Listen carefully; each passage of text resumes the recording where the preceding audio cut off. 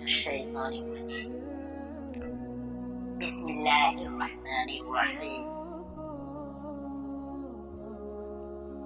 حضرت ابراہیم علیہ السلام کے متعلق میں ایک حدیث مختصر سی حدیث میں پیش کروں گا، آپ تمام حضرات غور فرمائیں۔ آپ کا ذکر قرآن شریف میں 68 جگہ آیا۔ حضرت ابراہیم علیہ السلام بہت ہی بڑے نبی گزرے ہیں۔ دنیا میں جب بت پرستی کا زور ہو گیا، لوگ بتوں کو بناتے اور خود ان کی پوجا کرتے۔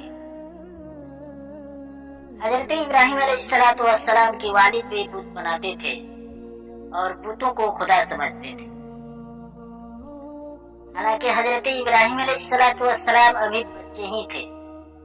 وہ دیکھتے کہ میرے والد اور دوسرے لوگ خود ہی مٹی اور لکڑی سے بتوں کو بناتے ہیں اور پھر ان کو خدا سمجھنے لگتے ہیں۔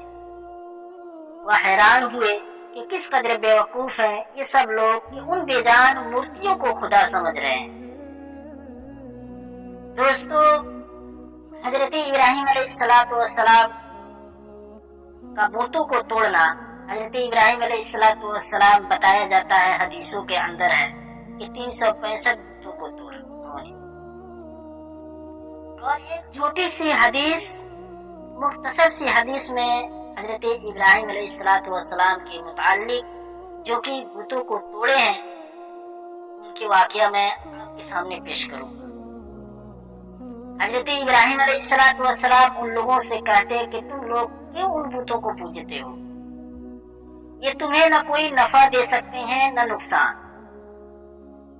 مگر وہ جواب دیتے کہ جو ہمارے باپ دادا کرتے ہیں وہی ہم کر رہے ہیں۔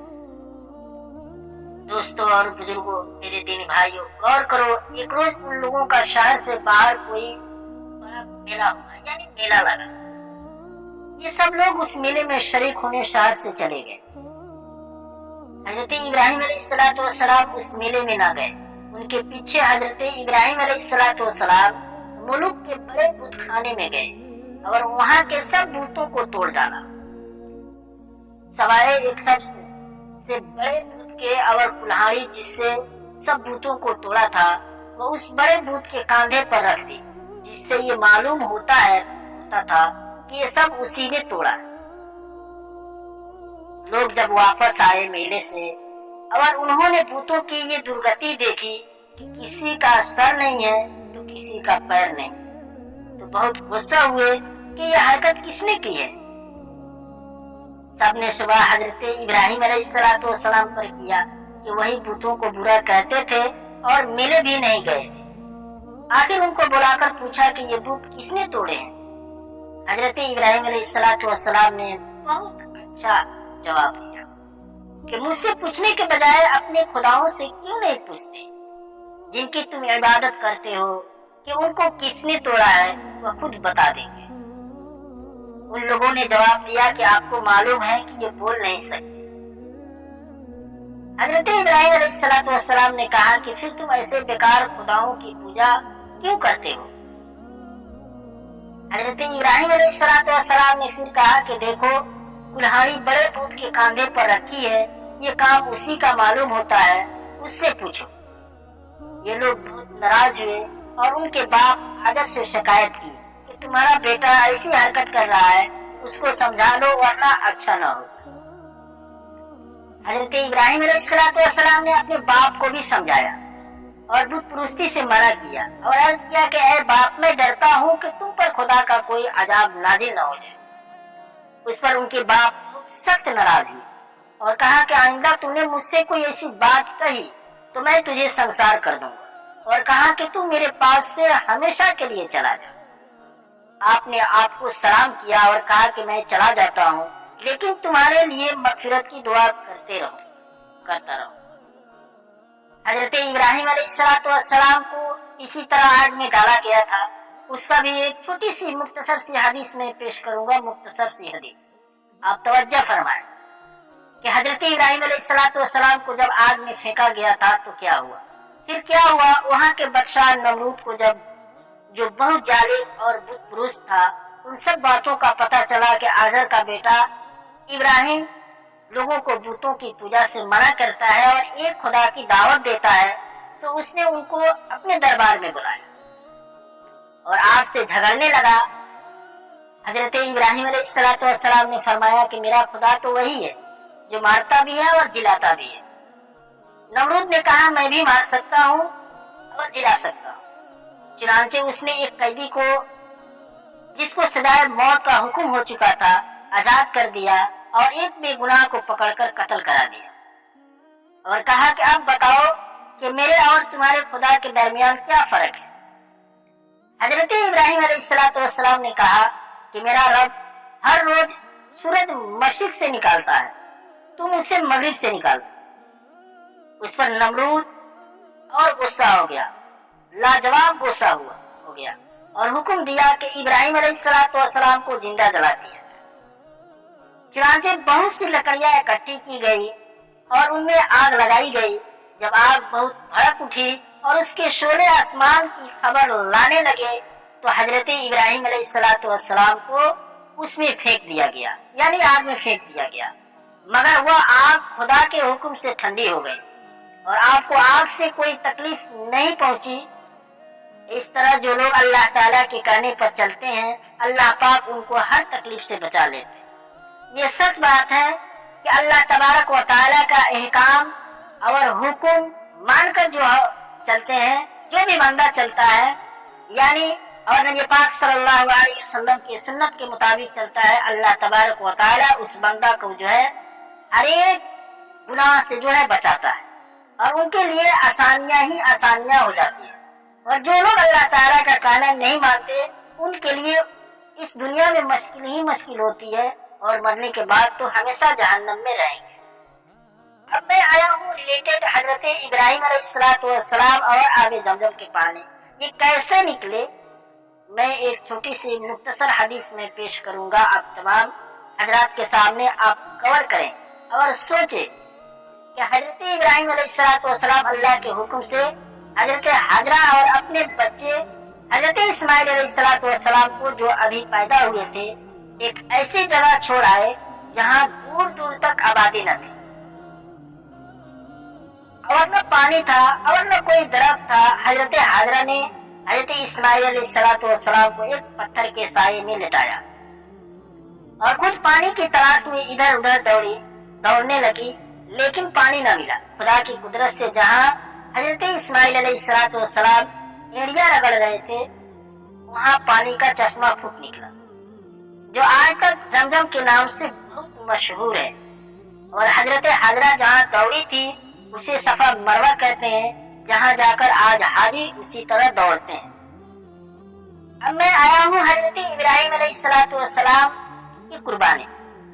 अल्लाह तबारक व तआला के हुक्म से ख्वाबों के जरिए जो है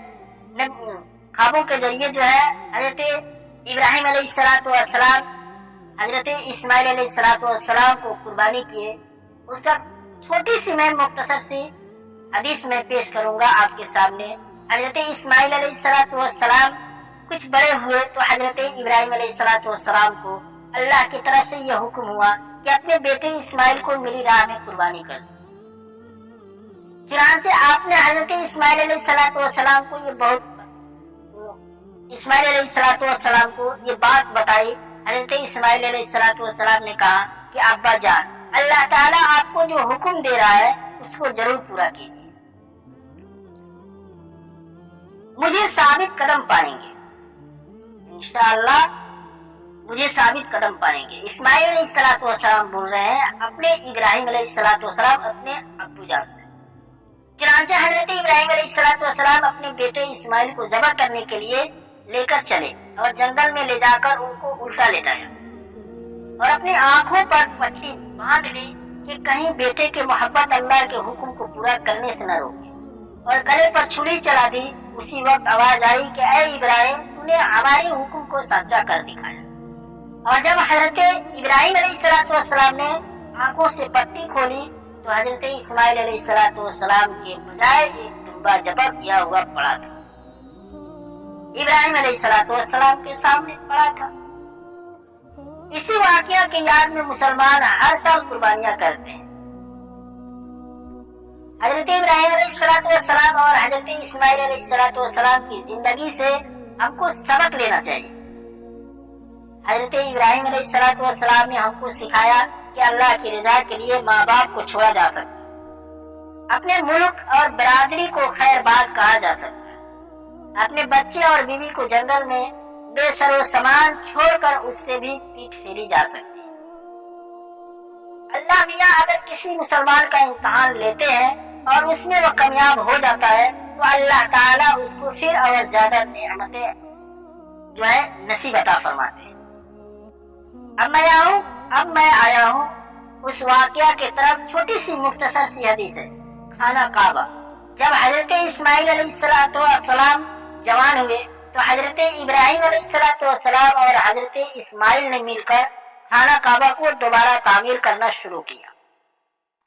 اور جب حضرت ابراہیم علیہ السلام نے اللہ تعالیٰ سے دعا کی کہ اے میرے رب اس شہر کو لوگوں کے لیے امن کی جگہ بنا دے، مجھے اور میری اولاد کو بتوں کی پوجا سے بچائے رکھ۔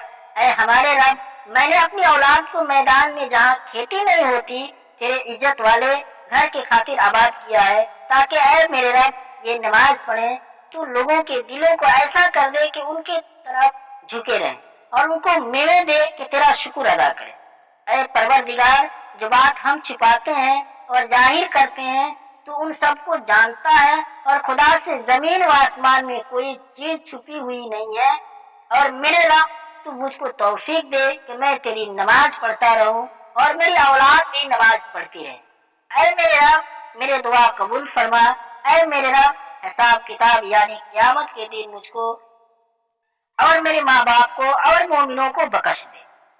یہ وہی خانہ کعبہ ہے جہاں ساری دنیا سے لاکھوں مسلمان ہر سال حج کرنے آتے ہیں، اور جس کی طرف منہ کر کے ہم سب مسلمان بھائیوں پانچوں وقت کی نمازیں ادا کرتے ہیں۔ یہ وہی خانہ کعبہ۔ تو دوستوں اور بزرگوں، ہمارے نیو چینل کو اردو مختصر سی حدیث سے بات کے چینل کو آپ سبسکرائب کریں اور ساتھ ساتھ بیل آئیکن کو دبا دیں، تاکہ جب بھی میں اس طرح کے واقعات پیش کروں تو سب سے پہلے آپ تک پہنچ جائے۔